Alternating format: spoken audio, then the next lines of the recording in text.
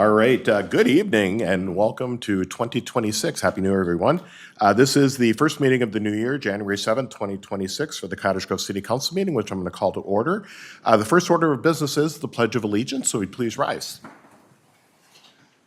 I pledge allegiance to the flag of the United States of America and to the republic for which it stands, one nation, under God, indivisible, with liberty and justice for all. All right, will the clerk please do the roll? Councilmember Clausen. Here. Councilmember Olson. Here. Councilmember Thiede. Here. Councilmember Garza. Here. Mayor Bailey. Here. Next on our agenda is open forum. This is the opportunity for anybody that wants to speak on something that's not on tonight's agenda is welcome to do so. We did have a sign-up sheet out in the entryway, but no one did sign up, so just in case, I think maybe you guys are here for payment management? Okay, so we'll get to that then. So if there is nobody that has signed up or wants to speak during open forum, I'm going to go ahead and close open forum, and we'll move to number 5, which is adoption of the agenda. Go ahead. Move the agenda. All Second. right, so we have a motion by Councilmember Thiede, second by Councilmember Olson. All those in favor signify by saying aye. Aye. Aye. Opposed? Motion carries. 6 is presentations. We have none this evening. 7 is consent agenda items. Is there anything council would like to pull on consent? Councilmember Olson? Item K, please. Item K for you. Anybody else? Everybody good? Good. All right, so we just have the one item we'll pull for comment, and that's K, which is the third quarter donations for 2025. Yes, thank you, Mayor, and my fellow council colleagues. I'd like to mention for your consideration a resolution accepting donations received in the third quarter of 2025. We always like to recognize the folks who made donations to our community, and this evening we want to say thank you to our donors. First of all, Carla Bigham, some of you may know her as County Commissioner. Carla Bigham donated $500 to put up a plaque and a tree in honor of the Hortman family, Melissa, Mark, and their dog Gilbert. We also had a donation from Rosemary Callahan in the amount of $7,500 for a sculpture at Woodridge Park in memory of her son Ryan. And then finally, Amrise Midwest donated in the amount of $2,348, 156 tons of Class 5 for Great Cloud Trail in Great Cloud Island Township, and also the connecting trail to St. Paul Park. Now that I know what 156 tons of Class 5 costs, I might just buy some for myself. So with that, Mayor, I'll turn it back to you and ask for the council's consideration towards accepting these donations. Thank you. Thank you. So if there's nothing else to be pulled on consent at this point, I will look for a motion to approve consent. I'll make a motion to approve consent. All right, so motion by Councilmember Garza, second by Councilmember Thiede. Any further discussion? Seeing none, all those in favor signify by saying aye. Aye. Aye. Opposed? Motion carries. So if by chance you're here for anything on tonight's, or watching on tonight's consent agenda, all of those items have been approved. We'll move to number 8, which is approved disbursement. 8 is to pay the bills. I'll move to pay the bills. All right, sounds good. We have a motion by Councilmember Clausen, second by? Second. Second by Councilmember Garza. All those in favor, please signify by saying aye. Aye. Aye. Opposed? Motion carries. All right, now we're here already. We're moving pretty quick for you tonight. We'll move to 9, which is public hearing. We do have one this evening, which is the 2026 Payment Management Public Hearing. And Paul Sponholtz, who is our city engineer, is going to take us through this. So Paul, welcome. Good evening, Mr. Mayor, council members, members of the public. This evening, I'll be giving you information on the upcoming 2026 pavement management project. The main purpose of my presentation tonight is to discuss the need for the improvements. We'll discuss current conditions, the proposed improvements, and the anticipated project schedule. If the project moves ahead, final assessments will be considered after the final costs are determined later this fall. But I'll give some discussion on the preliminary assessment role and discuss that assessment process. But the public hearing for the assessments will be later this fall. The city has an extensive pavement management and preservation program to preserve and maintain our pavement infrastructure. We have over 188 miles of pavement. After a construction of the pavement, the program usually starts with some basic maintenance, like sealing cracks and filling potholes and so forth, trying to keep that water and ice out of the pavement structure. And that usually happens within the first couple years. As the pavement deteriorates over the next 15, 20 years, we start looking at doing a mill and overlay project, grinding off that first layer of asphalt and simply replacing it. That process hopefully will add another 10 to 15 years of pavement. Depending on the condition of the underlying layers, we may be able to do another cycle of mill and overlaying, adding another 10 or so years of life. Typically, doing that process gives us about 30 to 40 years of a life cycle on our pavements. But then, as the underlying layers of the pavement continue to fail, the next best maintenance strategy is a reclamation or pavement replacement. And that just involves either grinding up the existing pavement and putting it back, or completely replacing it. And in barring that, the next strategy is a reconstruction strategy. When the base aggregate or the underlying soils fail to support the pavement, significant reconstruction is usually needed, or if there's changes to the lane layout or to address significant underground utilities under that pavement. The existing pavement management program here in the city was started in 1994. The program helps us maintain roads in good structural condition and serviceability, and that ultimately provides good access for our residents and businesses to get to their homes and businesses, and helps maintain their property values. Since 1994, the city has completed about 92 miles of pavement replacement under this program, roughly doing about 2 to 3 miles of pavement every year. To help pay for that work, 8,150 properties have been assessed as of 2025. For this year's pavement management program here in 26, we're proposing the neighborhoods west of Jamaica, north of 90th Street, and south of Hillside to be included in the program. This includes the Woodridge Park Edition, the Thompson Grove Estates 11th Edition, Pine Tree Pond Townhouses 1st Edition, and the Cottage Grove Commercial Edition. The streets within this neighborhood were originally constructed between 1969 and 1978, and then we did rehabilitation projects in the 1997 and 1998. 90th Street was constructed in 1980 and then rehabilitated in 2001. This project proposes to address about 1.6 miles of streets. The streets were recently examined in a variety of ways to determine their condition as a part of the feasibility report that the City Council recently approved. In determining the need for the improvements, we looked at several factors, something we call PACER ratings. This is a visual assessment of the roads that rates the condition of the surface of the road on a 1 to 10 scale. We also take a look at our maintenance records, take a look at what we've done to crack fill, chip seal, patch, and do a thin overlay. Most of the roads in this neighborhood had a thin overlay done in about 8 years ago. And then we look at we do some drilling of cores throughout the pavement to see what the underlying conditions are underneath that surface. So in 2025, the visual inspection of the neighborhood, the roads showed a lot of cracking, asphalt stripping, patching, and early signs of failure of that thin overlay that we did 8 years ago. The PACER ratings, we rated, depending on which road segments, PACERs of 5, 6, or 7. All these are below the city average of 7.5 citywide average. While these ratings are generally a fair condition, partially it's due to that recent thin overlay that we did 8 years ago, which is masking all those underlying conditions that are underneath there. Our maintenance history on it has done a significant amount of patching beforehand, before we did this overlay. We also looked at the curb and gutter, and the vast majority of it, about 70% of the curb and gutter is significantly cracked or spalling and is needing replacement.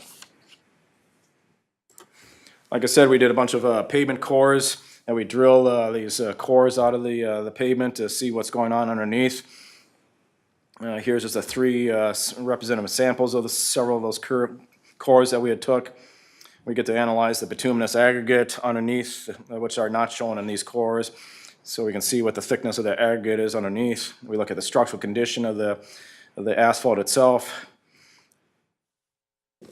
And then while the top surface is in generally good or fair condition, the pavement core showed underlying condition of the pavement is seen something called asphalt stripping. That's where it's a defect where the asphalt cement, that oils that hold all that rock and soil, all that rock and sand together, they're no longer holding those together and it's starting to crumble and fall apart. It's hard to see in these photos, but certainly the middle photo and the right photo, you see a lot of black spots around on the white desktop around the cores. When you just touch these things, they start crumbling on the edges here. Not something you want to see in your asphalt.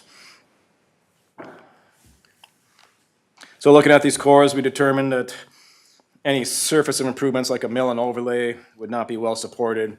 The existing thin overlay, while it is in fair condition, will likely fail in short time frame here. So looking at particular core number P1 on the left, well, it looks to be relatively good condition. It's one of the newer pavements on 90th Street, about 25 years old. It is starting to show that striping towards the bottom, where the structure of the pavement's starting to fall and crumble apart. The other two cores here that are shown, we're definitely seeing a lot of that stripping and going on. The top layers you see have actually separated from the bottom layers here, and a lot of the pavement structure that was between those two segments have crumbled off. There's nothing holding it there. So just an example of some of that deterioration that we're seeing underneath that pavement. And this slide and the next two slides just show some of the surface conditions, showing what we call block and alligator cracking. Block cracks are cracks that are 2 to 5 feet apart, kind of a big block pattern. Alligator cracking is cracking that's just a couple inches apart, and it can happen so frequently it looks like an alligator skin. Those conditions are just showing the deterioration of that thin overlay, and just showing that the thin overlay is starting to fail. Without work to address this soon, the overall condition of the pavement will deteriorate very rapidly and become unserviceable and difficult to maintain. These two pictures here show conditions in the Woodridge Park Edition. Here we have two pictures from the Thompson Grove Estates on 88th Street and Ironwood Avenue. And here are pictures from the Thompson Grove Estates and Pine Tree Pond townhomes. Potholes are starting to develop, block and alligator cracking, you can see. Again, remember, these pictures don't give the whole picture of what's happening under the surface. In addition to the pavement, we also looked at the other city infrastructure in these neighborhoods. We inspected manhole structures and televised the sanitary pipes. We found much of the pipes in good condition, but in the area of the multifamily townhomes, those sewer pipes had significant root intrusion into those pipes. The project proposes to patch, repair, or rebuild some of those manhole structures as needed, and then repair, line, or replace those pipes. While we did clean out the roots during the television, we will line those pipes to prevent further deterioration and that root intrusion. Water main is in generally good condition with no significant history of water main breaks. Valves and fittings will be inspected during the project, and any repairs that we see will be completed then as needed. Likewise, we looked at the storm sewer manholes and televised the storm sewer pipes. Structures are in generally good condition and the pipes in fair condition. So we'll patch, rebuild, or replace structures, repair, line, or replace the pipes as needed. Street lights are in pretty good condition, but similar to other cities, we have power feeds that are directly connected to Excel. This makes it difficult for all forces to maintain those systems, so we'll be replacing those connections. We'll be replacing feeder cabinets, and street light wire will be put into conduits to protect them from damage. The work that we're proposing here will be to rehabilitate these roads, replace that asphalt pavement. We'll remove the total thickness of the existing asphalt and replace it with a new asphalt pavement. We'll leave the existing base aggregate underneath there. That was in generally good condition, so it won't be a full-blown reconstruction. We'll leave that aggregate in place, saving the cost of a full construction. The new asphalt will consist of 2 lifts of bituminous asphalt totaling 3.5 inches of bituminous asphalt pavement. As I mentioned earlier, most of the curb is 50 years old, with 70% of it in poor condition. So for economy of scale and then just the construction operations, a full curb replacement throughout the area will also be completed. The spot replacement of curb when 70% of it's in a defective situation is just not cost effective. Finally, minor utility improvements for sanitary sewer, water, storm sewer, and lighting systems will be included in the project. Also, to provide some connectivity and a safer pedestrian route, a sidewalk is proposed along Hillside Trail between Jamaica Avenue and Woodridge Park. The Public Services Commission reviewed and recommended this work. This particular work is not being assessed as part of to the property owners as part of the project. Here we have a map of the area that's going to be doing the work and the properties that will receive the direct benefit of the project. And these properties will then be assessed. Light green are single-family residential homes. The dark green is the multifamily townhomes. Purple is a religious property. Orange is a school property. And red is a commercial property. We had a special benefit appraisal completed by an appraiser in accordance with the city's policy for these properties that have direct access to these streets. A neighborhood meeting was held on December 1st here at City Hall to discuss the various improvements proposed and the findings of those special benefit appraisals and the proposed assessments. Assessments are proposed to be contributing to the funding of this project.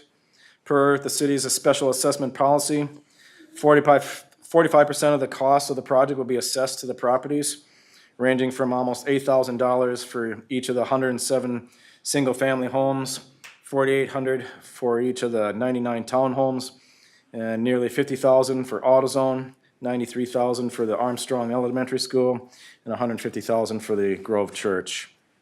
However, we did complete a special benefits appraisal, and that appraisal came in to determine the value of the projected improvements to the properties. These appraisals all came under those policy calculations, and so then that's going to govern the amount that we can assess the properties. So for single-family homes, we're looking at $7,100 each. The townhomes at $2,700. Aldi will be at $37,700. AutoZone, since it doesn't have any driveways directly accessing the roads that we're working on, was assessed at $0. And then Armstrong Elementary is looking at $20,000 and $23,500 for Grove Church. The total project cost is going to come into about $3.8 million. Of that, a little over 1.1 will be paid by the assessments. Then the various sanitary, water, storm, sewer, street light, road and trail funds, and the general levy will cover the remainder of those costs. If the project moves forward, after we determine final construction costs this fall, we'd hold the assessment public hearing then in the fall. If the city council adopts the assessments, then in the fall, property owners may pay that assessment within 30 days of that adoption to avoid interest charges. Otherwise, the assessment is payable over 15 years, and that amount will be added to the property owner's county property tax bill. Interest rate would be 1.5% above the bond rate that the city receives. Deferral is available for certain qualifications such as disability, military, or age. Here's a schedule of some things that we've already completed and what's to look ahead this year. The feasibility report was authorized and started in 2024. A neighborhood meeting, like we said, was held here in December 1st. And then the city council approved the feasibility report on December 3rd. If the council decides to move forward with the project, the public hearing will be conducted and the project will be ordered. These assessments become pending after the project is ordered. The plans will be completed later this winter, and then we'll let the project for bidding into spring. Construction starting soon after in spring, and then completed by the fall of 2026. Like I said, an assessment hearing will then be conducted once the final construction costs are determined, and those final assessment of amounts will be reviewed and determined. So that concludes my presentation here tonight. If the council decides to move forward with this project, staff recommends holding a public hearing and then ordering the project. Council is reminded that per statutes, the resolution to order the project must be adopted by a 4 to 5 vote here to move forward. Do you have any questions for me? All right, thank you, Paul. Questions, council? Councilmember Olson? You too. Thank you for the presentation, appreciate it. Can you go back one slide, please, to the timeline? All right, perfect. I just want to make sure that I understand this correctly, and I'm sure you've been through these many times. So if you're uncomfortable with any of the questions I ask, pitch it to Corey. She knows all the answers, trust me. So first and foremost, as it relates to where we're at in the timeline today, correct me if I'm wrong, but this timeline is in essence guided by statute. So each of these steps have to be taken in the order that they're listed here for any sort of project of this nature. So tonight, being the public hearing, what exactly are we doing at this point? Because I know we haven't ordered the project yet. I know we haven't had an assessment hearing yet. So what is the purpose? Today's public hearing, or you can add to it, but the public hearing is to hear input from the public here. I presented the need for the project, and that's the primary purpose of the hearing tonight, is to talk about the need for the project. So later then, this fall, we'll be doing a public hearing specifically on the assessments. Does that sound about right? Yes, Your Honor. Actually, the only thing I would add, and members of the council, the only thing I would add is that before you can order the project, you must hold the public hearing. So this Right. input from the public is where you would potentially subtract from the project. So if there's something in it that you don't want to see, you could subtract from it, realizing that you cannot add to it because it was not included in the presentation or in the public notice. So what's before you is the complete project. The only thing you can do tonight is detract from it. You can't later add back in those things, though. So whatever you order, if you decide to order it, whatever you order is the project. You can always remove things from what you adopted tonight. You just can't add to it again. So the idea then is we're in essence looking at the feasibility of the project, as it were, versus, what is the project cost going to be? Because we don't have that yet. We haven't sent it out for bid. What are the assessments going to be? We don't truly know that. We saw some estimates, but we don't truly know that. So this is really just about making sure that we feel comfortable with the project. Is that accurate? Thank you. Okay. Councilmember Garza? Thank you, Mayor. Quick question for you. Excuse me, my voice is not so great right now. You mentioned that in the study, it was a few slides back, that there were there was some type of compromise in the piping for the multifamily homes. My question to that is, as far as the owners of those homes, will the city work with them? Because if we already have some type of compromise from the city to the properties, there's probably more compromise for the homeowners as well. So we're sort of opening a can of worms, per se. So I'm just wondering, is there some type of plan in place that in case that since we are already finding that there's roots in place, or is there something that the homeowners can know that there's some help for them there? Because that's probably going to cause a big issue for the homeowners as well. Thank you, Councilmember. As I understand, we are just looking at the water main, and the service pipes that lead off those lines to the homeowner, to the home, is that's the property owner's domain that we are not addressing as part of this project. So when we televised the water main, or the sewer main itself, we took care of the roots in there. We cut them out as we did that televising. And then what we'll be doing is just lining that sewer main, so that roots don't further intrude that main. But any additional work would be up to the homeowner to address. So you're going to put a balloon in the lining, or you're going to put a liner in the tube so that it will alleviate the roots from going into the pipes, but from the city to the homeowners, is there any plan for them? Nothing that we have as part of this project, or And I can jump in, Paul's of mine, only because being with Public Works, we deal with this quite a bit.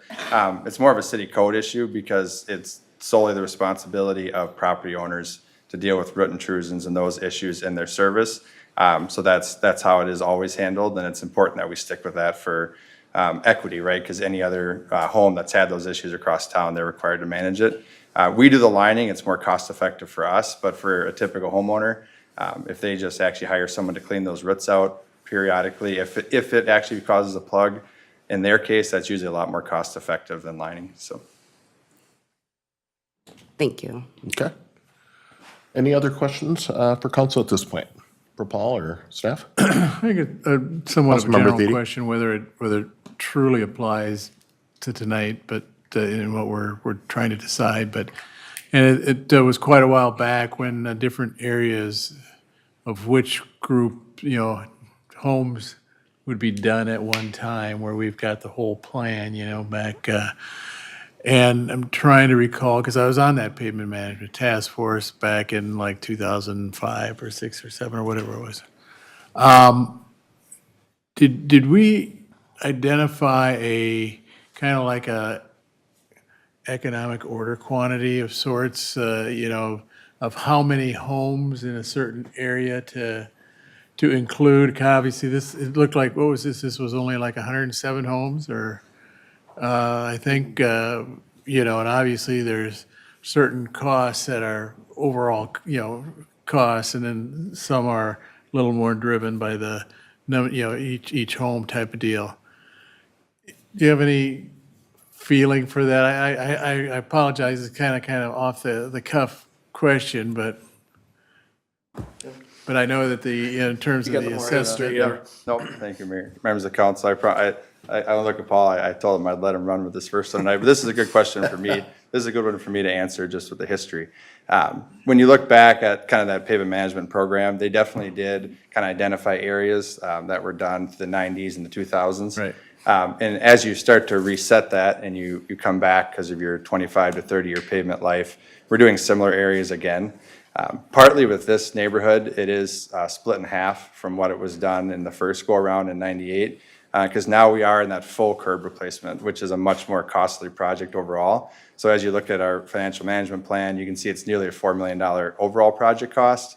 So that also plays into it. It certainly has the efficiency of scale, right? You think about a big enough project to have good efficiency, we hit that no problem with this cost. But if we did the whole neighborhood together, we're looking at like $8 million, which can be a challenge to tackle in 1 year with our bonding capacity and such, so. That's kind of what led to this project size. All right. Yeah, because I was just thinking, because Hidden Valley, just got done this year, and we've got 229 homes in the neighborhood, and we, apparently did a good job on cost, but it was almost a couple $1,000s lower, but then the number of homes were 229 or so, and versus the 107, but. Yep. And Mayor, members of council, one thing I'd add, just thinking of those assessments, just kind of two very different projects. Hidden Valley was a spot curb replacement, so a much lower scale just because of the newer curb age. Because in that neighborhood, it was around a 30% replacement, and 40% is kind of where we generally draw the line for full curb versus spot curb. Okay. Also, the older neighborhood, 1970s, just the utilities, worse condition as well. So those are the two factors for the cost. All right, thanks. Okay. Anybody else? All right, thank you. All right, thanks, Paul. So at this point, I'm going to go ahead and open the public hearing.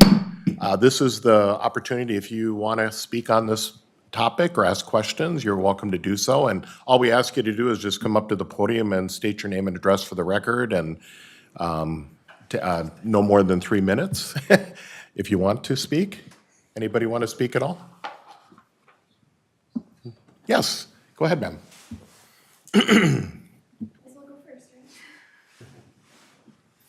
Yeah, somebody has to always go first, right?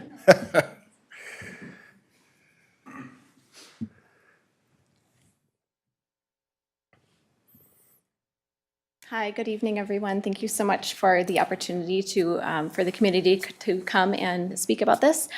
My name is Mallory Martin. I've been a resident of Cottage Grove for 17 years, a parent in Cottage Grove for 14 years, and an employee of the school district here in Cottage Grove for 17 years. So I have multiple perspectives on this project. I think it's no surprise that the biggest struggle that me and my neighbors are having is the price tag. $7,000 is a lot for one family, and whether or not my family can personally afford it or not, I think about my neighbor across the street who is a single mom who just moved in this fall from Minneapolis, trying to get a better life for her daughter, and now this is how we welcome her to our town. Or I think of my other neighbors whose youngest child is in high school, and they might pay for this project and not be around much longer if they decide to move after their child graduates. And they won't be here to, reap the benefits, I believe is how it was phrased earlier. Or my other neighbors who have 5 children and only one of the parents works out of the home. We found out about this in November, as many families were preparing for the holiday season. And, that is a big budget crunch for a lot of families. And we are finding out that we have a very small time window in which to pay it. And if we can't pay it in that time window, we're going to be punished even further by having interest put on top of that. Personally, I know that the payment plan is not necessarily, or the payment policy is not necessarily up for vote tonight. My perspective on that is that everyone in Cottage Grove uses all of the roads in Cottage Grove, so it makes more sense to me to spread that cost out among the whole community every time rather than just on the homes where the work is happening, because I don't only drive in my neighborhood, and other parents who are dropping off their kids at school are coming from other places as well. So it's something that we all share, and as taxpayers, I think we've already agreed to all share each other's burdens financially through paying taxes on a regular basis. At the very least, my ask would be that in the installment plan that there would be no interest, just as an honor to those families and those residents who are being charged with this extra fee, that we don't have a lot of time to gather this much money, and just as a way of saying for us residents to feel at least I'm almost done. At least respected and honored that you understand that this is a financial burden for us, and to kind of help us out that way. Okay, and can I get you to state your address though, please? Oh, yes, of Yeah. course. 8645 Ira. Because that also helps for us for getting back in contact with you for course. any questions or anything. Okay? So much. Thank you, thank you. Was there anybody else that wanted to speak?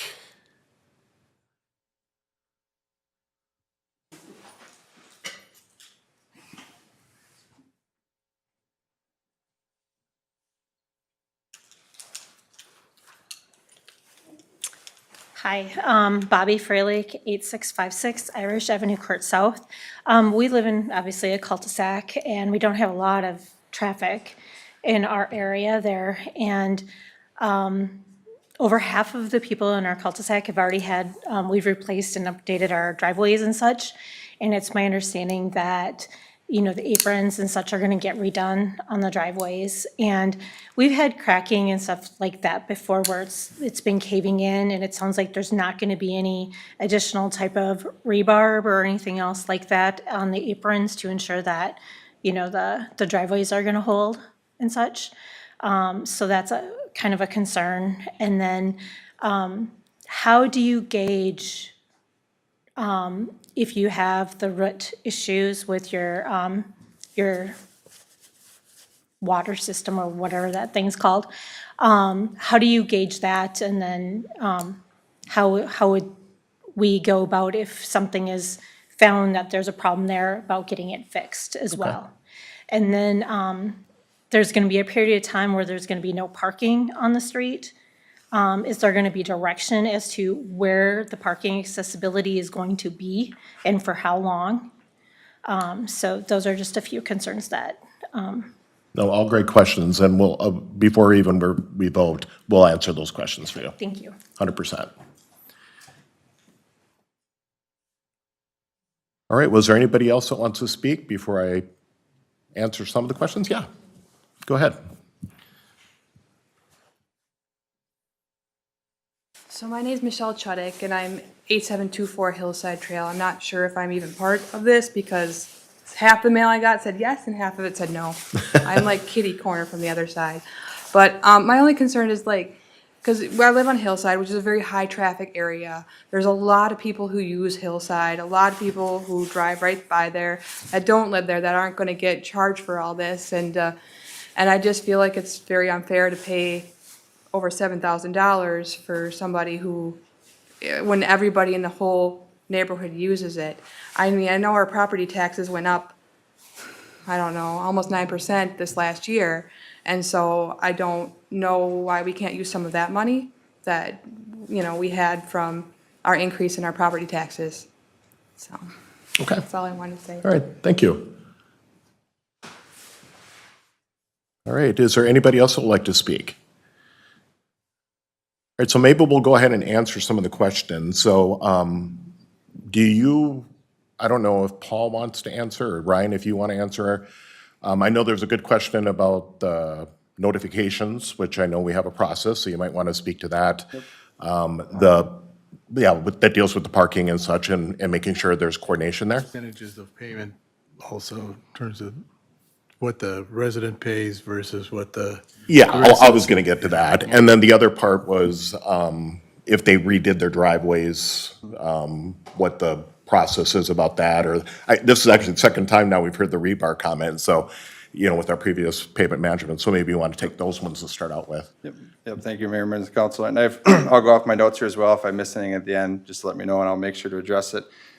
With the first question, in terms of the cost being too high, I know it's always hard to talk about that, or, you know, these are obviously big costs that we're talking about. Just in terms of comparable projects, I would say, right, what have we seen in the past for this type of work? 2024 was a full curb replacement like this, but 2 years ago, and in actually a newer neighborhood where the curb just failed very early, so less utility work, and that was about $6,700 when we had this meeting here tonight that we were proposing. So if you fast forward 2 years to $7,100, I mean, you're within line of what we have seen in the past. Just from a comparison perspective. In terms of communication with this one, because we did have our 10-year plan to go off of, we did send out the first letter in March of last year just to try and give more notice. There certainly wasn't an assessment number in that because we didn't have a feasibility report completed. But just in terms of general notification, we did the early notification then. We try to get that out early in the year when we can, following our plan. And then we do the neighborhood meeting, which has, you know, an advance notice. We had one extra letter in there just because the public hearing, we were thinking it'd be earlier, so we had additional mailing about the public hearing and then the notice for tonight. So 4 letters in total, but the key one was that one in March, trying to give earlier notice of the project. Kind of 2 different residents spoke about that cost, right, and should more of the tax base pay it. That actually is the reason behind our assessment policy, and that payment management task force decided 45% to the residents, 55% to the general levy. So that general levy tax base is paying for a little over half the project. And in this case, when the assessments are capped by the benefit appraisal, the levy is actually picking up more because they're picking up that difference between what we calculated and what the benefit appraisal had. So it's probably more of a 60-40 split, I would say. Regarding the apron, that's a question that we do get with concrete. Our standard is to do a thicker concrete section, so a full 6-inch concrete section with Class A aggregate. That's how we do all of our commercial truck entrances. That's how we do all of our sidewalks, ped ramps with no rebar. And we're very, very confident in that. As you can imagine, if we had issues, we wouldn't want to use that design, and we're very comfortable with that. A lot of times when you see the rebar, they're actually doing a thinner concrete section to kind of account for that. And then in terms of parking, there's definitely a lot of communication. If this neighborhood does move ahead with the project, we'd have a construction neighborhood meeting, and then we have a dedicated city inspector with just constant communication with the entire neighborhood, talking about all aspects of the project. One, of course, being the parking, because when we do these full curb jobs, there is some parking that we have to move around, and that would be addressed very clearly throughout the summer. Yeah, I'm glad you brought that up, because one of the comments that was made about that was there is, in the past, we've had like a number to call to get information.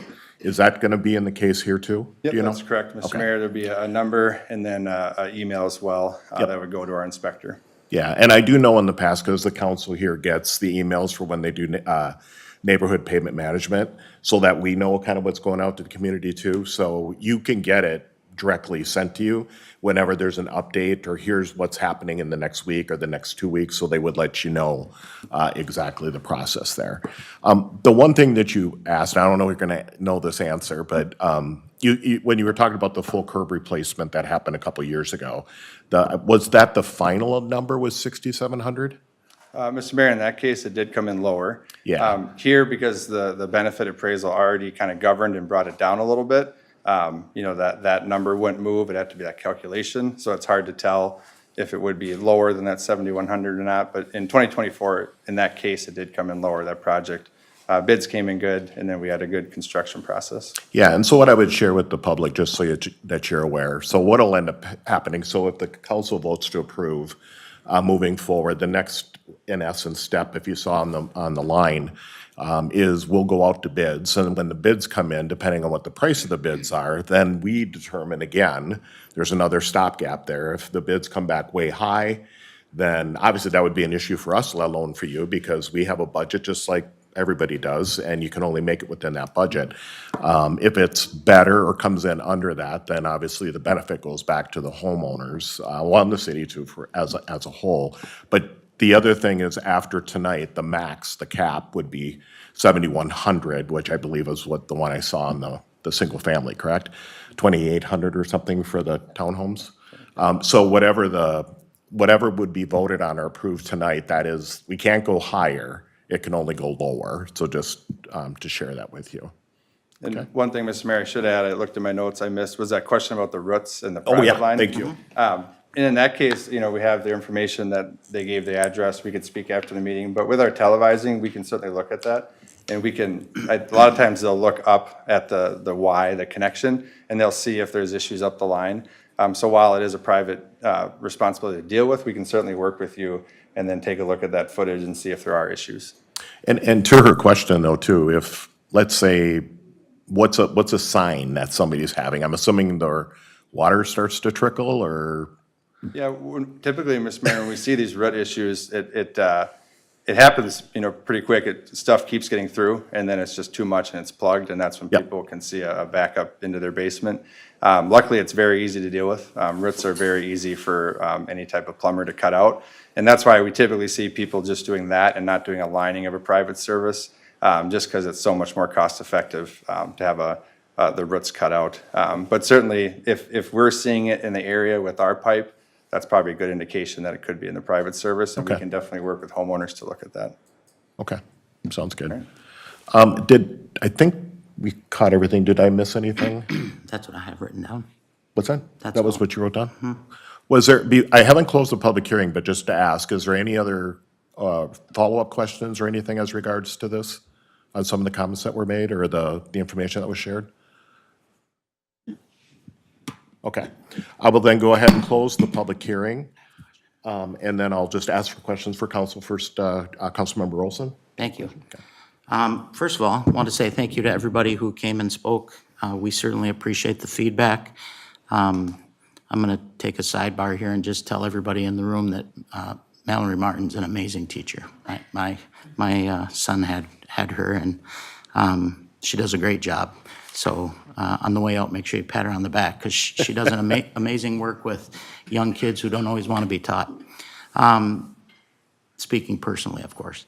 So the question I had, Mayor, is there was a comment made about the assessment policy itself, and more specifically, interest on anybody who would want to pay overtime. And what I want to ask is either Jennifer or Corey, I know that this is a statutory process, so we have to follow the law. Does the law dictate the interest if paid overtime, or is that something that's under the city's purview? How exactly does that work? Mayor, members of the council, you'll probably remember back, we'll go back 20 years just to use round numbers. If you'll remember at that time, we had a policy on the interest rate, it was a straight 7%. I do remember. And I think some of you maybe were on the council and you probably got beat up over the fact that we were charging 7% interest. And at that time, council said, enough is enough, let's lower the interest rate. And so that's how we got to 1.5% above the bond rate. So if we sell our bonds, I'll make up a number at 3%, the interest comes in at 4.5%. And so that's been in place probably now for about 15 years. Once we got tired of hearing the complaints about the high interest rate. So that's how that came about in that. Oh, and since I do have the mic, Councilmember Thiede, when you said about pavement management, is there been ever any direction to staff about the size of a pavement management? I do remember in 2008, the council said, don't ever do that large of a project ever again. I remember those words being spoke to the city engineer that time, and those words have always been taken into perspective since then. So I know what size on the high side we will never do again. Hopefully that answers some of your questions. A very good answer. And speaking about the interest rate, I think something else worth mentioning there is one of the things that the city team here at City Hall has worked very hard on is improving our bond rating. And the reason we wanted to do that is because when your bond rating's higher, you tend to get more bids and better bids for your projects. Yeah. And we are a AAA rated city. We can't go any higher. That's as good as it gets.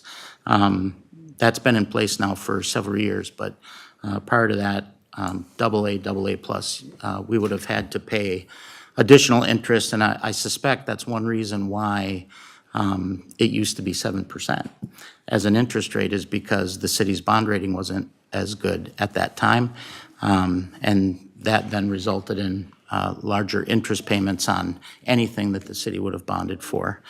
But it sounds like, to answer my question, the payment management policy is kind of the guiding force there. All right, perfect, thank you.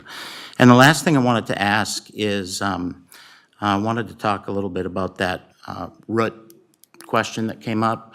So, Ryan, you said that, you know, the city could certainly work with the homeowner if they have a challenge.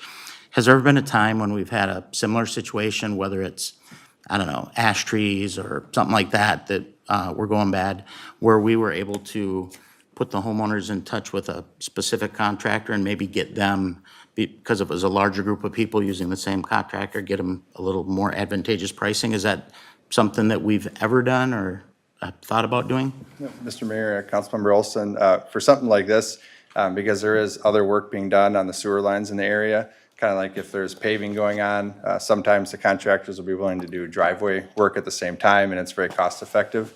So in this kind of case, that would probably be the first course of action, is who are the utility contractors, and would they also do work in terms of cleaning those roots out on the project as well, because they're in the area? Sure. So we can certainly ask that question. It depends on, the equipment they have and the scale of work, if they're interested, but we always ask those questions. Yeah, or if there's even a problem, but, Yep. okay, good. So that might be one of the things we could do should that situation arise. Yep, definitely. Perfect, thank you. Back to you, Mayor. I will just say I've been unfortunate, well, I shouldn't say unfortunately, I've been around long enough to remember that there were issues with roots on Hamlet. That's correct. In the old Thompson Grove neighborhood, kind of close where I grew up. And there was something done with that contractor there because they're already in the area and worked with those homeowners. Still costs the homeowners from the Y or whatever, or the T that you're talking about up to their home, but it was significantly cheaper. So good call. Council, any other comments at this point? All right, so we do have obviously the recommendations before us, and I guess I'll look for a council to make a determination here. Mayor, I'll move that we adopt Resolution 2026-005, ordering the 2026 pavement management project. All right, so I have a motion by Councilmember Olson. Do I have a second? Second by Councilmember Garza. Any further discussion? Seeing none, all those in favor signify by saying aye. Aye. Aye. Opposed? Motion carries. Thank you for speaking tonight, and thank you for listening. And if there is any questions as we get closer in this process, you're welcome to reach out to one of us up here Our staff is always available, and then eventually we'll have a contractor who will kind of take the project over should we approve the bid, and then there'll be some further communication to the neighborhoods. Thank you. Now it's up to Ryan to get really good bids. Yeah. That's the key. Oh, no pressure, Ryan. Yeah. Well, just to let you know, in Hidden Valley this last year, it had come out over 6,000, and the final bill ended up about $1,000 less. So we can keep our fingers crossed and see if everybody can do a good job again and get that price down, because that is a chunk of change for most people. So. Yep, it is. All right, next on our agenda is bid awards. There are none tonight. We have nothing under 11 regular agenda, so we're now down to council comms requests. I will start with Councilmember Clausen. I'm going to defer tonight, Mayor. Nothing to add. Thank you. All right, thank you. Councilmember Olson. Thank you, Mayor. Real quick, I wanted to just take a moment to acknowledge and remember some heroes. If you recall, about 5 years ago, in fact, exactly 5 years ago yesterday, there was I'll call it an incident that took place at the United States Capitol. And that incident resulted in a pretty chaotic scene with, law enforcement being called in from both the Capitol Police Department and the Washington, D.C. Metro Police Department, et cetera. And unfortunately, as a result of that incident, there were several law enforcement officers who were injured, and tonight I want to remember the ones who passed away as a result. Officer Brian Sicknick from Capitol Police. He incurred enough injury at that event where he suffered 2 strokes, and the last stroke was fatal, and he passed away 5 years ago today, so just one day after that event took place. In addition, there were Metro Police Officer Jeffrey Smith and Capitol Police Officer Howard Liebengood, hopefully I pronounced that correctly, who shortly thereafter the incident each took their own lives. Law enforcement's hard. Public safety's hard. And unfortunately, our first responders often have to deal with very traumatic situations. Just a couple of meetings ago, I asked our city administrator to share some of the things we do here in the city of Cottage Grove to help all of our team members, whether they're public safety or any other department, with their mental health. And she did a magnificent job of, going through the litany of options that we have. And I only wish Officer Sicknick, Liebengood, and Officer Smith from Metro Police were able to access resources like that. Unfortunately, Officer Sicknick passed away from 2 strokes, so that would not maybe have helped him as much as it would have helped Officer Liebengood and Officer Smith. So please join me in just taking a moment to remember the service and sacrifice of these first responders on January 6th, 2021, and hold their family in your prayers. Back to you, Mayor. Okay, thank you, Councilmember Olson. Councilmember Thiede. I guess I don't have much. I just want to say here's wishing everybody a happy and new year, and looking forward to a great 2026, and hoping that everything that events and everything else that go well for everybody. Fantastic. Thank you. Councilmember Garza? Thank you, Mayor. I don't have anything. All right. So just a couple real quick items for everybody. First of all, we did see just recently out on on Facebook that the holiday train, which is 100% of the proceeds that the holiday train creates, if you will, goes to the local Friends in Need food shelf.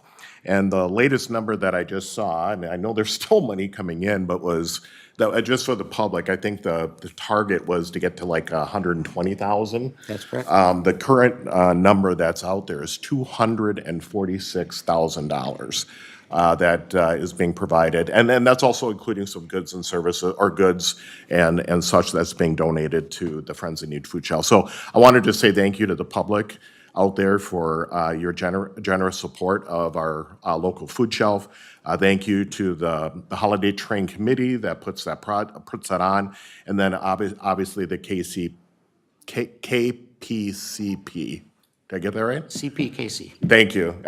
Used to be CP Rail, but they merged, so they do a fantastic job. They come to Cottage Grove every year. We're one of the largest stops for them, one of the highest in donations across the entire United States.